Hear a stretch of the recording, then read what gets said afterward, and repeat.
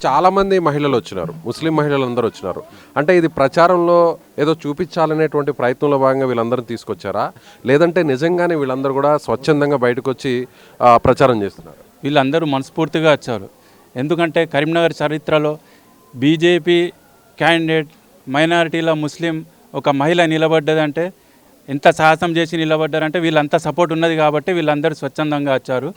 ఈరోజు కరీంనగర్లో మొట్టమొదటిసారి బీజేపీ క్యాండిడేట్ ఒక మహిళ నిలబడ్డారు, రిజ్వానా గారు భారీ మెజారిటీతో 61 డివిజన్లో గెలవబోతున్నారు. ప్రజలందరి సపోర్ట్ ఉన్నది. ప్రధానంగా ఈ సమస్యల మీద బీజేపీకి సంబంధించినటువంటి పార్టీ నాయకులకు అవగాహన ఉందా? అలాగే కేంద్ర మంత్రిగా బండి సంజయ్ గారు ఉన్నారు. కార్పొరేషన్ని బీజేపీకి అప్పగిస్తే, గెలిపిస్తే ఎలాంటి డెవలప్మెంట్ జరుగుతుంది? ప్రధానంగా ఉన్న సమస్యల మీద ఎలాంటి పరిష్కారం దొరికే ఛాన్స్ ఉంటుంది? ప్రధానంగా 61 డివిజన్లో సమస్య ఏమున్నదంటే మన రైతు బజార్ కడతా అని 5 ఇయర్స్ నుంచి చెప్పారు.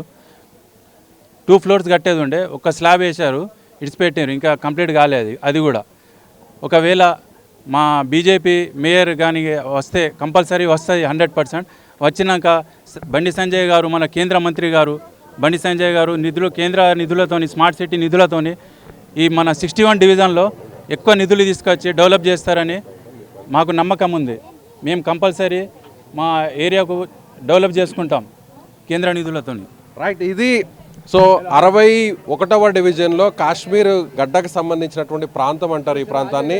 సో కార్పొరేషన్లోనే, కరీంనగర్లోనే చాలా కీలకమైనటువంటి డివిజన్ ఇది. ఈ డివిజన్లో ఇప్పుడు ఒక ముస్లిం మహిళా అభ్యర్థి బీజేపీ పార్టీ నుంచి ఆమె పోటీ చేస్తున్నారు. ఖచ్చితంగా గెలవబోతున్నాము.